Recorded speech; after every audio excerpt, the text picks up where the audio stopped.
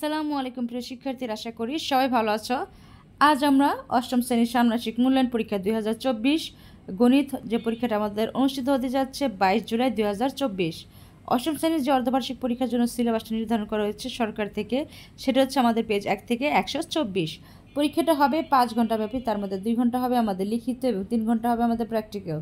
তো এই লিখিত পরীক্ষার মধ্যে কিন্তু আমাদের 65% নাম্বার ধারণ করে দেওয়া হয়েছে এবং বাকি 35% থাকবে আমাদের যে প্র্যাকটিক্যাল বা ব্যবহারিক বা আমাদের যে দক্ষতা যাচাই করা হবে, আমাদের যে লিখিত পরীক্ষার বাইরে যে আমাদের কাজগুলো আছে আমাদের, হ্যাঁ, সেই অ্যাক্টিভিটিসগুলো উপর আমাদের বাকি নাম্বার। তো আমরা আজ দেখব পরীক্ষার একদিন আগে যেহেতু সরকার নির্দেশনা দিবে যে পরীক্ষার 5 ঘন্টা যে আমরা ব্যাপী পরীক্ষাটা দিব, সেই 5 ঘন্টা ব্যাপী কীভাবে পরীক্ষা দিব এবং কী কী নির্দেশনা অনুযায়ী আমাদের পরীক্ষা দিতে হবে। যেহেতু প্রথম আমাদের নতুন কারিকুলাম, তাই পরীক্ষার একদিন আগে প্রশ্নগুলো দেওয়া হবে যেন আমাদের বুঝিয়ে দেওয়া হয়। এর পরবর্তীতে আস্তে আস্তে হয়তো আরও চেঞ্জ হবে, কিন্তু এবার আমাদের জন্য একটি সুখবর আছে যে পরীক্ষার একদিন আগে আমাদের প্রশ্নগুলো দেওয়া হবে যেন আমরা বুঝতে পারি। অনেকে ভাবতেছো যে এখন কেমন পরীক্ষার সিস্টেম এসেছে যে পরীক্ষার একদিন আগে প্রশ্ন দেবে সবসময়, তাহলে পরীক্ষার একদিন আগে প্রশ্ন দেবে না।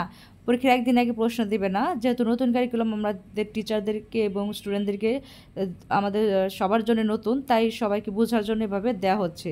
তো এটা নিয়ে আসলে ভয় পাওয়ার কিছু নেই, বা তাই তোমাদেরকে বলতেছি যে আজ আমরা দেখিয়ে দেবো যে আসলে আমাদের কীভাবে প্রস্তুতিটা নিতে হবে এবং পুরো বইটা তো আর আমরা একদিনে প্রস্তুতি নিতে পারবো না, তাই আমাদের একদিনের জন্য আমরা প্রস্তুতিটা না, অনেকে আশায় থাকি আমরা যারা প্রশ্নটা দিবে তাহলে আমরা দিব পরীক্ষা।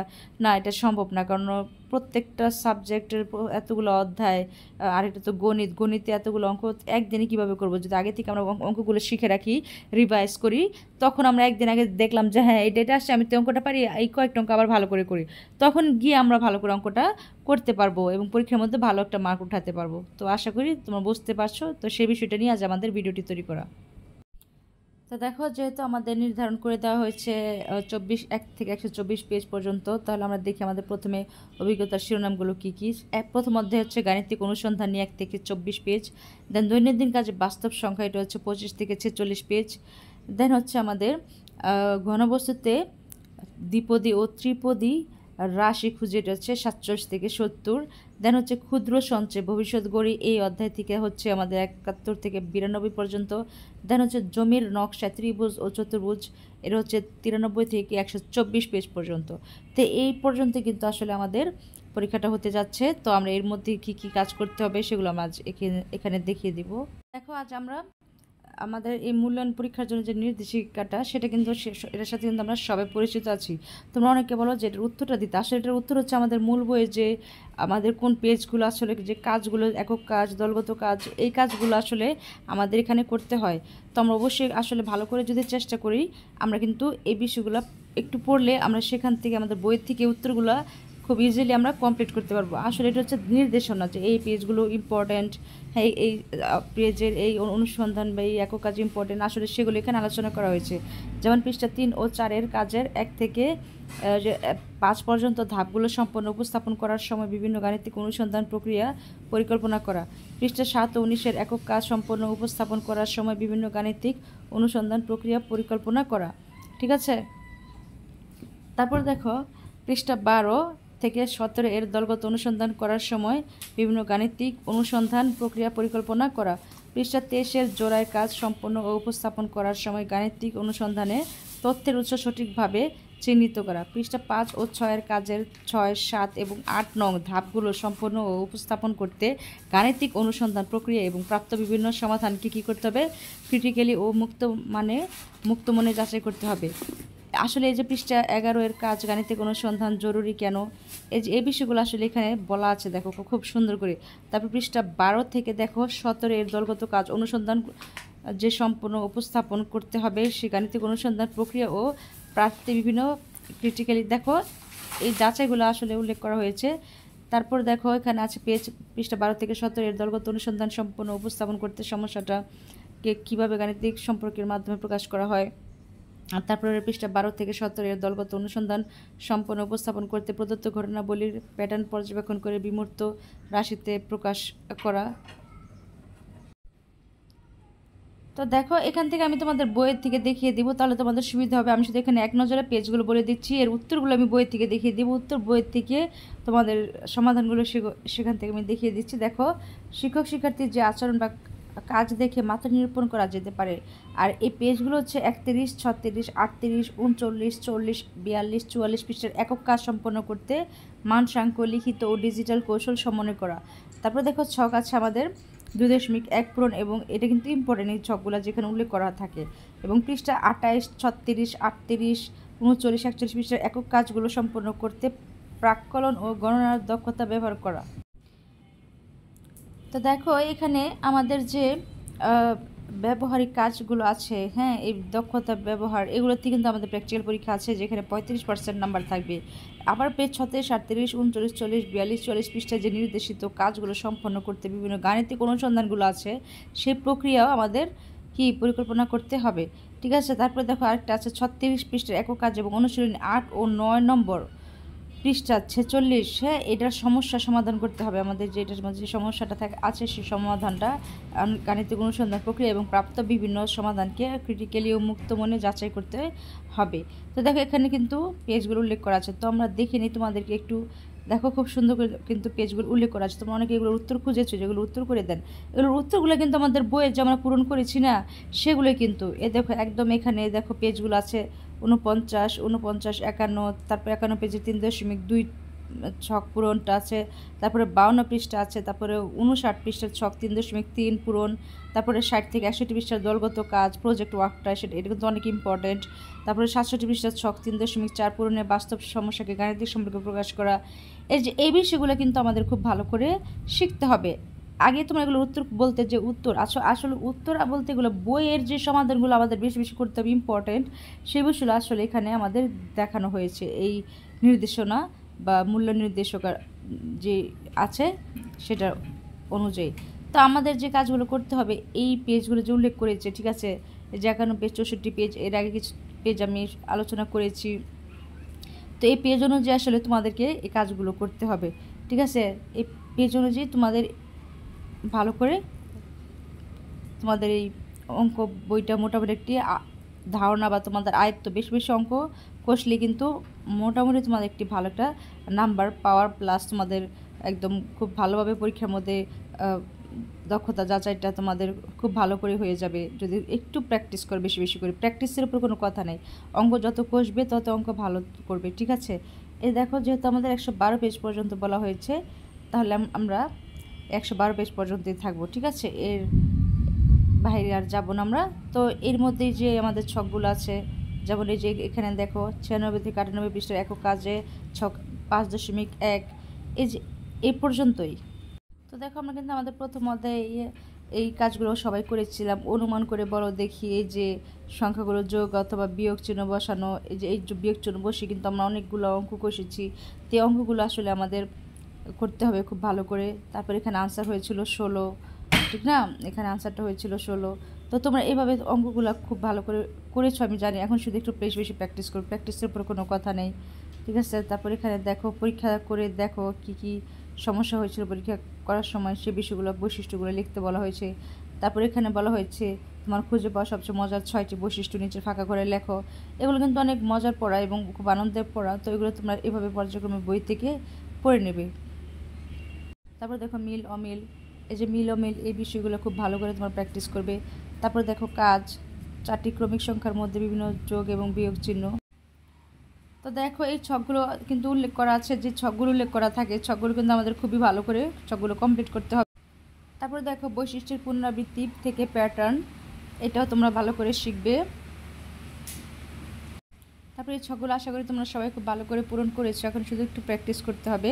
তারপরে এই যে একক কাজগুলো যে থাকে, এই যে একক কাজটা কিন্তু অনেক ইম্পর্টেন্ট, ঠিক আছে, এরকম একক কাজগুলো কিন্তু অনেক ইম্পর্টেন্ট, তাই তোমরা খুব ভালো করে একক কাজটা করবে। এটা হচ্ছে আমাদের পেজে হচ্ছে আমাদের 28 পেজের একক কাজটা কিন্তু অনেক ইম্পর্টেন্ট। হ্যাঁ, শূন্য কি মূলত সংখ্যা কিনা এবং মূলত সংখ্যা হলে P/Q আকারে প্রকাশ করো। তো এটা কিন্তু তোমরা অবশ্যই খুব ভালো করে এই আমাদের যে একক কাজটা করবে। তারপরে দেখো 31 পেজে আরেকটি একক কাজ আছে, এই একক কাজটাও কিন্তু অনেক ইম্পর্টেন্ট, তাই এটাও তোমরা খুব ভালো করে করার চেষ্টা করবে, ঠিক আছে। এটা খুবই ইম্পর্টেন্ট একক কাজগুলো, এই মূলত সংখ্যাগুলো কিভাবে বের করতে হয়, ঠিক আছে, এই অঙ্কগুলো কিন্তু অনেক ইম্পর্টেন্ট। দেখো আরেকটা একক কাজ আছে, মৌলিক বৈশিষ্ট্য ব্যবহার করে নিচের ভগ্নাংশগুলো সরল করো, তারপরে জোড়ায় কাজ করো, ঠিক আছে, এগুলো কিন্তু এই জোড়ায় কাজগুলো অনেক ইম্পর্টেন্ট। তারপরে দেখো পূর্ণবর্গ সংখ্যার প্রধান বর্গমূল কত নিচে লিখে রাখো। তার মানে আমাদের পূর্ণ সংখ্যার বর্গমূল করাটা শিখতে হবে, ঠিক আছে। তারপরে দেখো আরেকটি একক কাজ আছে, এটি হচ্ছে এই পদ্ধতিতে অনুসরণ করে √4, √5, √6, √7 বিন্দুগুলোর অবস্থান নির্ণয় করো। একক কাজগুলো কিন্তু খুব 40 পেজের খুব ভালো করে শিখবে। এরপরে এই যে আরেকটা একক কাজ আছে, মৌলিক উৎপাদক বা গুণনীয়কের সাহায্যে নিচের সংখ্যাগুলোর ঘনমূল নির্ণয় করো। এটার ঘনমূল নির্ণয় করাটা শিখবে। এগুলো কিন্তু অনেক ইম্পর্টেন্ট, এগুলো থেকে আসতে পারে, তাই এগুলো একটু শিখতে হবে তোমাদের ভালো করে। তারপর দেখো যে একক কাজগুলো আছে, একক কাজগুলো খুব ভালো করে করবে। ভগ্নাংশগুলোর ঘনমূল নির্ণয় করো। এই দেখো এখানেও কিন্তু আরও কিছু এক্সট্রা দেওয়া আছে। তারপর দেখো এই যে ছক 2.3, এটাও কিন্তু অনেক ইম্পর্টেন্ট। এই ছকটা খুব ভালো করে তোমাদের শিখতে হবে। তারপর আমরা চলে আসলাম অনুশীলনের কাজগুলো তো আমরা জানি, এগুলো আমাদের খুব ভালো করে বেশি বেশি করে প্র্যাকটিস করতে হবে, তাহলে আমাদের পরীক্ষাটা মোটামুটি একটু ইজি হবে। তারপর দেখো ছক 3.4, এই ছকটা খুব ভালো করে শিখবে। তারপর দেখো 3.2, এই ছকগুলো ভালো করে তোমাদের প্র্যাকটিস করতে হবে, শিখতে হবে। তারপর দেখো এখানে 61টি পেজে একটি একক কাজ আছে। এই একক কাজটিও কিন্তু অনেক ইম্পর্টেন্ট, আমাদের এই একক কাজটি কিন্তু খুব ভালো করে প্র্যাকটিস করতে হবে, এটা কিন্তু অনেক ইম্পর্টেন্ট। এই যে একক কাজটা, ত্রিপদী রাশির ঘন এর সূত্র থেকে কীভাবে বীজগাণিতিক নিয়ম ব্যবহার করে নিজের সূত্রগুলো বের করো। এই যে 61টি পেজগুলো, এটা কিন্তু অনেক ইম্পর্টেন্ট। তারপর 62টি পেজে একটি ছক আছে, এই যে দেখো এখানে, এটাও কিন্তু অনেক ইম্পর্টেন্ট। তারপরে দেখো বর্গের উৎপাদক, এটাও কিন্তু অনেক ইম্পর্টেন্ট, এটাও তোমরা একটু বিস্তারিত আলোচনা করা আছে। এটা একটু আমি জানি তোমরা এগুলো কমপ্লিট করেছো, তবু আর একটু রিভাইজ করবে। এগুলো হচ্ছে একক কাজ, দেখো এগুলো তোমরা খুব ভালো করে শিখবে আশা করি। এগুলো একটু প্র্যাকটিস করার বিষয়, একদম অল্প সময় লাগবে, তোমরা যদি প্র্যাকটিস করো দেখবে হয়ে যাবে, ঠিক আছে। তারপর দেখো 3.4 একটি ছক আছে, এই ছকটি পূরণ করতে হবে। 3.5, এগুলো সব তোমরা একটু ভালো করে পড়লে। তারপরে সর্বশেষে চলে আসলাম আমরা অনুশীলনী। এই যে অনুশীলনী কাজগুলো তো করার বিকল্প কোনো ওয়ে নাই, কারণ অনুশীলনী কাজগুলো তো অবশ্যই খুব ভালো করে করতে হবে, যেহেতু আমাদের 2 ঘন্টা লিখিত পরীক্ষা আছে। এখানে দেখো নিচে ত্রিপদী রাশির ঘন নির্ণয়, বীজগাণিতিক নিয়ম ব্যবহার করে উৎপাদকের বিশ্লেষণ, এগুলো কিন্তু অনেক ইম্পর্টেন্ট। এগুলো কিন্তু এগুলো থেকে একটা না একটা আসবেই পরীক্ষার মধ্যে। এই অনুশীলনী থেকে এগুলো যদি তোমরা কেউ একটু কষ্ট করে প্র্যাকটিস করো, তোমাদের জন্য অনেকটাই ভালো হবে। তারপর দেখো আমাদের যে 4.3, আমাদের যে 4.3 এই ছকটা, এটাও কিন্তু অনেক ইম্পর্টেন্ট। এই ছকটা কিন্তু আমাদের জন্য অনেক ইম্পর্টেন্ট, এটাও খুব ভালো করে তোমরা প্র্যাকটিস করবে। তারপরে যে ক্ষুদ্র ব্যবসায় লাভ ক্ষতি, এই লাভ ক্ষতির অঙ্কগুলো খুব ভালো করে প্র্যাকটিস করবে। ক্ষতি কী, লাভ কী, আর যে এটা কিন্তু সূত্রে কিন্তু অবশ্যই মনে রাখবে যে লাভ হলে বিক্রয় মূল্য থেকে ক্রয় মূল্য বিয়োগ করতে হয়, আর ক্ষতি হলে ক্রয় মূল্য থেকে বিক্রয় মূল্য বাদ দিতে হয়। এই সূত্রটা কিন্তু অবশ্যই খুব ভালো করে সূত্রটা মুখস্থ করবে। আর এই অঙ্কগুলো কিন্তু অনেক ইম্পর্টেন্ট, এই অঙ্কগুলো অবশ্যই তোমরা খুব ভালো করে করবে, একক কাজগুলো খুব ভালো করে কমপ্লিট করবে। এবং সর্বশেষ যে অনুশীলনী কাজগুলো আছে, এগুলো তো অবশ্যই খুব ভালো করে আমাদের করতে হবে। এই যেখানে 1 থেকে 12 পর্যন্ত যে অঙ্কগুলো আছে, এগুলো খুব ভালো করে আমাদের সমাধান করতে হবে, তাহলে কিন্তু আমাদের মোটামুটি একটা পরীক্ষার জন্য এখান থেকে একটা না একটা প্রশ্ন আসবে, পরীক্ষায় আসবে এখান থেকে, ঠিক আছে। তো আমরা এগুলো খুব ভালো করে করার চেষ্টা করব। তারপর দেখো কিছু জ্যামিতির অংশ আছে, এগুলো আমাদের করতে হবে। যে একক কর্মপত্র কি, এই বিষয়গুলো একটু পড়বে। দেন ছক আছে কিছু, এই ছকগুলো পূরণ করা শিখবে, এবং পূরণ করার পরে এগুলো দেখবে কীভাবে কী করতে হয়। তারপর দেখো একটি দলগত কাজ আছে, প্রমাণ করতে বলা হয়েছে এখানে। এই দলগত কাজটাও কিন্তু অনেক ইম্পর্টেন্ট, তাই এটাও খুব ভালো করে শিখবে।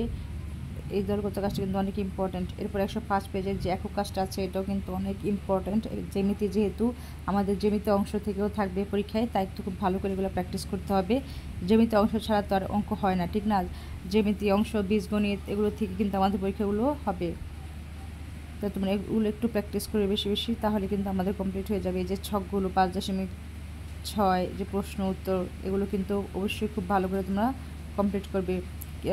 বর্গ কি, একটি রম্বস কিনা, তোমার উত্তরের সপক্ষে যুক্তি দাও, কি বৈশিষ্ট্যের কারণে আয়ত বর্গ হবে। এই বিষয়গুলো আসলে তোমরা একটু ভালো করে পড়বে, শিখবে। দেন যে একক কাজগুলো আছে, জ্যামিতিক একক কাজগুলো কমপ্লিট করবে, তাহলে মোটামুটি তোমাদের পরীক্ষায় একটা প্রস্তুতি নিয়ে নেওয়া হবে। সর্বশেষ পেজে দেখো আরেকটি একক কাজ আছে 100, হ্যাঁ, সর্বশেষ যে অধ্যায় দলগত কাজ, দেখো এখানে প্রচুর পরিমাণে কাজ আছে। এই কাজগুলো তোমাদের খুব ভালো করে করলেই এই সর্বশেষ পেজটা, এই অধ্যায়টা কিন্তু এটা আমাদের যে নির্ধারণ করা, এখানে শুধু জ্যামিতি আমরা দেখতে পাচ্ছি, তার মানে এটা জ্যামিতি অধ্যায় আমাদের। তো আমাদের জ্যামিতি বিষয়গুলো কিন্তু যদি আমরা একটু ভালো করে পড়ি, এখান থেকে কিন্তু আমাদের পাস নাম্বার, পাস কি মানে মোটামুটি একটা ভালো, আমাদের তো পাস ফেল নাই, কিন্তু ভালো পর্যায়ে একটা নাম্বার, কিন্তু আমরা এগুলো ছক পূরণ করে করে এখান থেকে আমাদের ছোট প্রশ্ন হয়ে যাবে, বড় প্রশ্ন হয়ে যাবে এবং অঙ্কগুলো কষা হয়ে যাবে। তাই সবগুলো আমরা একটু একটু করে পড়ার চেষ্টা করব, ঠিক আছে? তো এগুলো আমরা একটু একটু প্র্যাকটিস করব। তারপর এখানে কিছু প্রশ্ন আছে, এই প্রশ্নগুলো দিয়ে কীভাবে উত্তর বের করব। তারপরে সর্বশেষ আমাদের যে অনুশীলনী কাজ আছে এই অনুশীলনী কাজগুলো করব, তাহলে মোটামুটি হয়ে যাবে। এবং আমাদের 124 পেজ পর্যন্ত কিন্তু আমরা চলে এসেছি। মোটামুটি আমাদের কি করতে হবে আমরা এক নজরে দেখে নিলাম। তো অবশ্যই তোমরা চ্যানেলটি সাবস্ক্রাইব করে রেখো, পরীক্ষার আগের দিন যে প্রশ্নগুলো দেওয়া হবে সেগুলো উত্তর আমরা কিন্তু দিয়ে দিব চ্যানেলটিতে, ঠিক আছে? তো আজ এই পর্যন্তই। সবাই ভালো থেকো, সুস্থ থেকো এবং বেশি বেশি প্র্যাকটিস করো। সবাইকে জন্য শুভকামনা এবং দোয়া রইল। সবাই ভালো থেকো, সুস্থ থেকো। আল্লাহ হাফেজ।